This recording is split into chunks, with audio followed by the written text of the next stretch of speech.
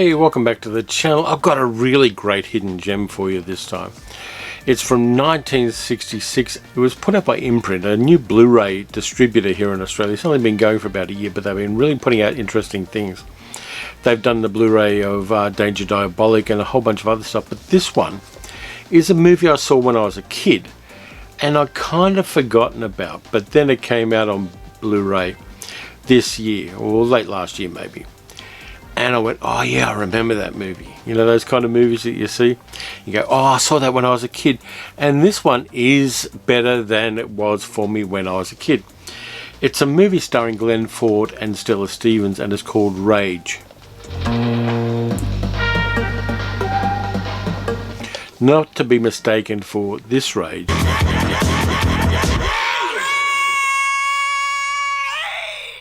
which Australians know very well.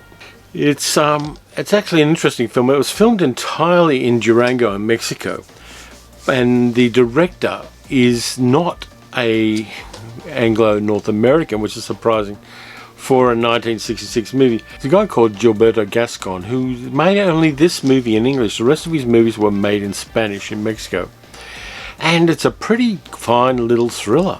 Glenn Ford plays Ruben, who's a doctor in a mining camp in the middle of Mexico. He's an alcoholic. He's really on the skids. In spite of that, the locals know he's a good doctor, so they support him and they go to him when something goes wrong. One of those people is his friend Pancho, whose wife is pregnant, but the pregnancy is showing some difficulties.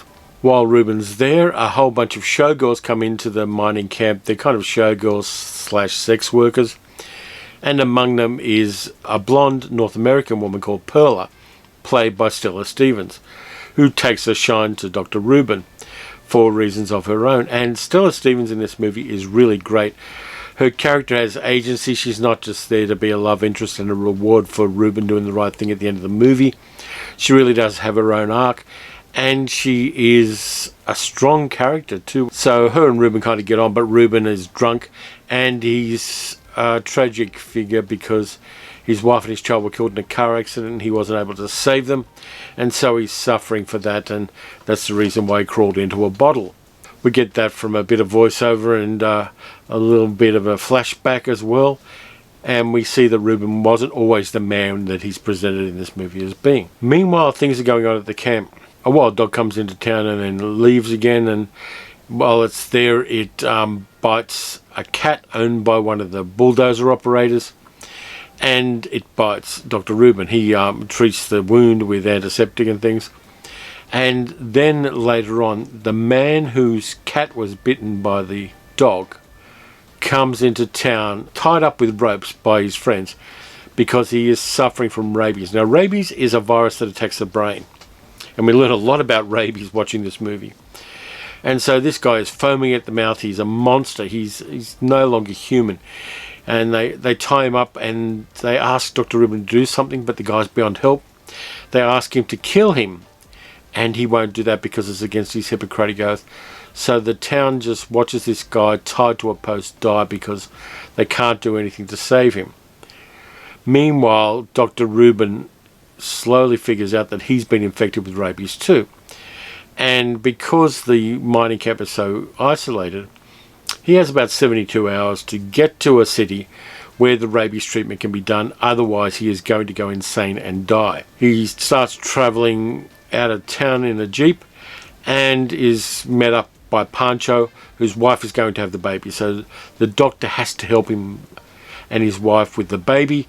He can't do it because he's got to get to town. He's only got a limited time. He helps him with the baby, and then Pancho decides to help him on the very treacherous journey to get to the nearest town.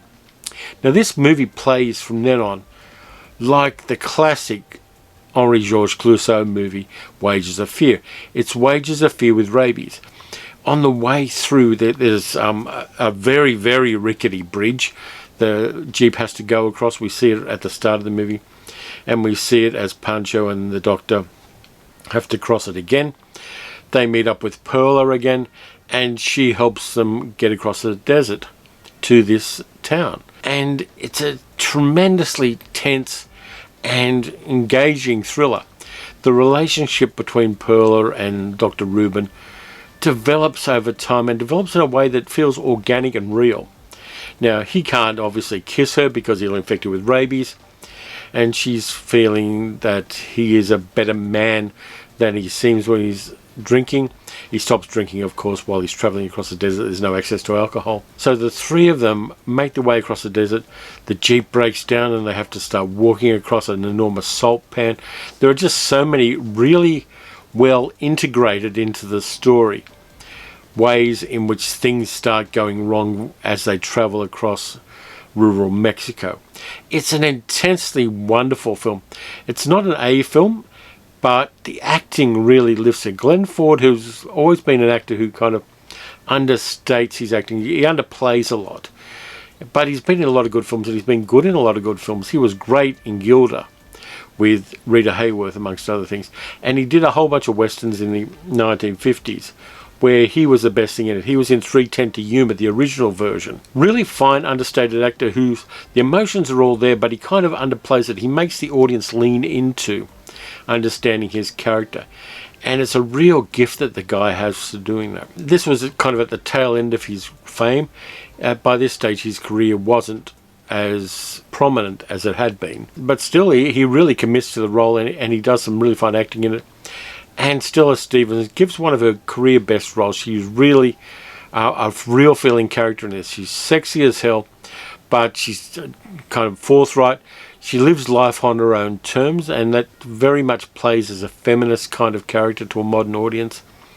She's tough when she needs to be. She's angry when she needs to be. She makes decisions about who she's with and what she does on her own terms. And that is a really nicely written and nicely played role. This one is just such a wonderful hidden gem of cinema. I like action films. I like action films where people are taken to their extremes. And I like action films that don't feel artificially created. This one feels like something that could happen to people. And it feels like something that at a certain time and place was an existential threat to people. If you got bitten by a rabid dog, that would happen. We don't happen to have rabies here in Australia.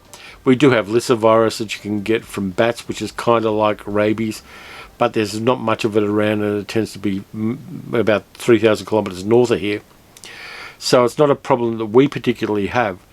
But I remember as a kid being really engaged by this movie and the action aspects of it, and that natural countdown that they have of getting Ruben to a hospital within 72 hours to keep him alive, because by the time we get to that stage, we know he's someone who should live. We know he's a good man underneath his problems, and that you want him to live.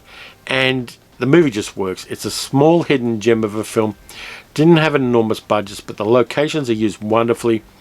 The acting is all on point. The cinematography and direction are tight and great, and it really does give us something just that little bit different from the mid-1960s.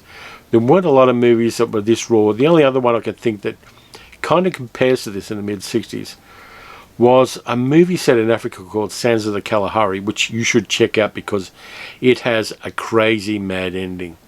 But just to summarise, Rage is one of my favourite movies that I purchased this year. It really does give good value. There are a couple of extras on it. There's an audio commentary by a film historian called Toby Rohn. There's an article about, a visual essay about Stella Stevens by Kat Ellinger. I like Kat Ellinger's stuff to a certain extent, but she's got this gift for using the wrong word. She does malapropisms kind of abundantly in her video essays, and maybe if she took a little extra time it wouldn't happen. But apart from that, really solid little buy. I like Imprint. I want to see what they're coming out with next, because I think that they're really one of those companies that you should watch and should see what they've got, and sometimes just take a chance with their products. So this movie is a strong recommend from me. So as always, thank you for watching. The usual things: subscribe, like, leave a comment. I need more subscribers. 6% of you are subscribing, which ain't good enough. So anyway, as always, watch good movies, watch bad movies, watch a Stella Stevens movie. You're never going to be disappointed. She was a gifted comedian apart from anything else in other roles, but she really was good in dramatic roles as well. She did a movie for Sam Peckinpah with Jason Robards called The Ballad of Cable Hogue, which you should also check out. She really was incredibly underestimated as an actor. So anyway, Watch some Stella Stevens movies. Take care of yourselves. Follow the science. Take the jab. Wear the mask above your nose. And I'll catch you next time.